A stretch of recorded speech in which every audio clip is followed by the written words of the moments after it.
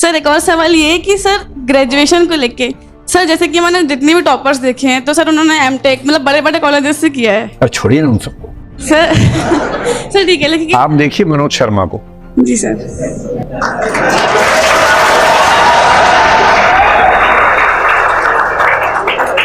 अभी आज सुबह मेरे उससे बात चल रही थी तो बेचार हुआ कि वो आज रात को यहीं आ जाए, आज हम गप्पे मारे, पर वो फाइनली हो नहीं पाया।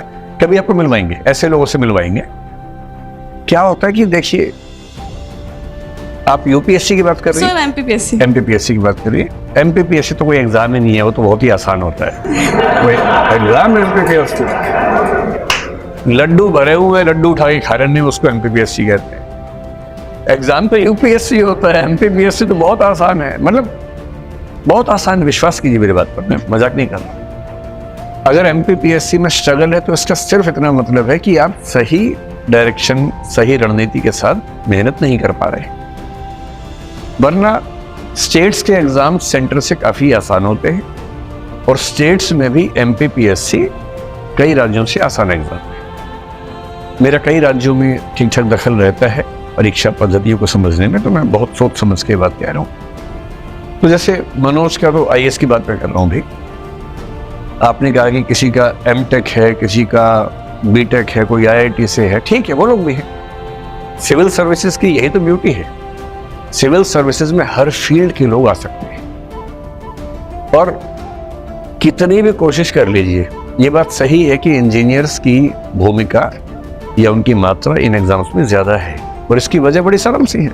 इसमें ये नहीं सोचने की भेदभाव हो गया है, वरना हम लोग तुरंत आरोप लगा देते हैं कि भेदभाव हो गया है क्योंकि इंजीनियर ज्यादा है। इसके पीछे का तर्क भी तो है। जनरली हमारे स्कूलों में जो 12वीं क्लास में सबसे ज्यादा तेज है पढ़ने वाले बच्चे, जनरली वो इंजीनियरिंग में जाते हैं। यही तो होता है। तो 11वीं 12वीं तक जो बच्चे पढ़ने में सबसे अच्छे थे, टॉपर्स थे, उनमें से 10 में से 6-7 इंजीनियर ही बन गए, 1-2 डॉक्टर बन गए। ह्यूमैनिटीज में कम जाते हैं, कॉमर्स में कम जाते हैं। 3 या 4 साल की ग्रेजुएशन में ऐसा तो है नहीं कि जीन्स बदल जाएंगे, डीएनए वही है, जीन्स वही है। इंजीनियरिंग करके फिर वो आईएएस एग्जाम देने लगे, मान लीजिए। आर्ट्स के बाद भी लोग आईएएस एग्जाम दे रहे हैं। पर क्योंकि पहले जो स्कूल में सबसे ज्यादा पढ़ने वाले बच्चे थे इंजीनियर बन गए थे, वो अब भी पढ़ रहे हैं। इंजीनियर टॉप कर गए ऐसा नहीं है। दरअसल वो बच्चे जो स्कूल लाइफ से ही बहुत पढ़ रहे थे, जो संयोग से इंजीनियर भी बने बीच में, वो टॉप कर गए क्योंकि वो बचपन से टॉप कर रहे थे। तो ये इतनी आश्चर्य की बात नहीं। लेकिन ह्यूमैनिटीज में, कॉमर्स में जो बच्चे होते हैं वो 2 तरह के हैं। एक वो 5-10% जो पढ़ने में बहुत अच्छे थे स्कूल में, पर बाई चॉइस कॉमर्स लिया या ह्यूमैनिटीज लिया। आप मेरी बात से सहमत होंगे कि ऐसे बच्चों की संख्या 5% से ऊपर नहीं है इस समय। बाकी जो बच्चे ह्यूमैनिटीज लेते हैं, अधिकांश इसलिए कि या तो उनके नंबर कम थे या उनको मैथमेटिक्स में, साइंस में दिक्कत हो रही है, नहीं उतना मजा आ रहा समझने में, दुविधा होती है। तो उन्हें किसी ने बताया कि ज्यादा आसान पड़ता है, आर्ट्स कर लो, बीए कर लो, आसानी से हो जाएगा। उनको ग्रेजुएशन करना है तो बीए में एडमिशन ले लिया। तो ह्यूमैनिटीज में ज्यादा बच्चे वो आए जो आसानी के लिए आए और कुछ शौक से। पर एक ऐसा वर्ग है जिसने बीए इसलिए लिया था कि आसान है, क्योंकि वो नहीं संभाल पा रहा साइंस, लेकिन ग्रेजुएशन करते करते उसको पढ़ने लिखने में मजा आने लगा, सीरियस हो गया।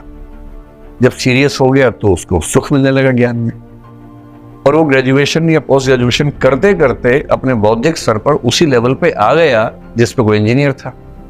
अब ये भी एग्जाम दे रहा है, अब तो बराबरी की टक्कर है उसके बाद। और मैं हर साल देखता हूँ कि बहुत सारे ऐसे लोग सिलेक्ट हो रहे हैं जो शुद्ध ह्यूमैनिटीज के हैं, सिंपल बीए किया हुआ है, कोई ऐसी ठोस बैकग्राउंड नहीं है। इसी बार जो रिजल्ट आया, 2-4 दिन पहले रिजल्ट आया, उससे मध्य प्रदेश के जो बच्चे निकले हैं, एक बच्ची खरगोन से है 257 रैंक पर, मनीषा धारवे। उसके पूरे ट्राइबल बेल्ट में कोई बच्चा आज तक आईएएस नहीं बना, वो आईएएस बनी है। एक बच्ची भोपाल से निकली है जो भारती साहू नाम है, उसकी बैकग्राउंड देखिए, उसके फादर ऑटो चलाते रहे। तो ऐसा थोड़ा है, इस एग्जाम की यही तो ब्यूटी है कि इसमें आईआईटी के टॉपर्स भी आएंगे और इसमें 12वीं फेल होकर ग्रेजुएशन करके जो बने हैं वो ही आएंगे, हर तरह के लोग आएंगे। असली बात सिर्फ इतनी है कि एग्ज़ाम के लिए आपने कितनी ईमानदारी से मेहनत की, और यदि वो आपने 1.5-2 साल 2.5 साल ठीक से ताकत लगाई है, अपनी स्ट्रेटजी के साथ लगाई है, तो ये एग्ज़ाम ऐसा नहीं है कि ना हो। मैं बहुत खुल के ये बात कह रहा हूँ, इसलिए नहीं कि आप मोटिवेट होकर इस एग्ज़ाम की तैयारी करें, आप तो पहले से कर ही रही हैं। IAS का एग्ज़ाम मुश्किल नहीं है यदि आप सामान्य बुद्धिमत्ता के स्तर पे हैं और मेहनत करने को तैयार हैं। और MPPSC का एग्ज़ाम IAS की तुलना में बेहद आसान है, बशर्ते स्ट्रेटजी ठीक हो, मुश्किल नहीं। और मैं बहुत होशो हवास में कह रहा हूँ, मुझे ये कहने में ज़रा से भी दुविधा नहीं, ठीक है। तो IIT वाला कोई मिले कि मैंने तो IIT से B.Tech किया, M.Tech किया, तुमने क्या किया? सर मैंने तो सर ये अटल बिहारी कॉलेज है सर, यहीं पास पे ही है सर, हाँ। वहाँ से डिग्री करी है।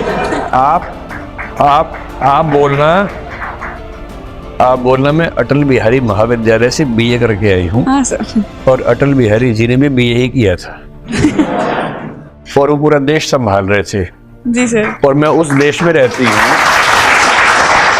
और सीधी सी बात है, जब देश का प्रधानमंत्री बिना B.Tech M.Tech की इतना देश संभाल सकता है, तो मैं जिला नहीं संभाल सकती? जी सर। ऐसी कौन सी खास बात है? तो डरना नहीं है किसी से, खौफ में तो रहना ही नहीं। कोई आपको डराए ना कि मैंने M.Tech किया है, अब बोलो बधाई हो, मैंने MA किया है, तो क्या फर्क पड़ता है? जी सर। है ना, डरना नहीं, मस्त रहना है। चल।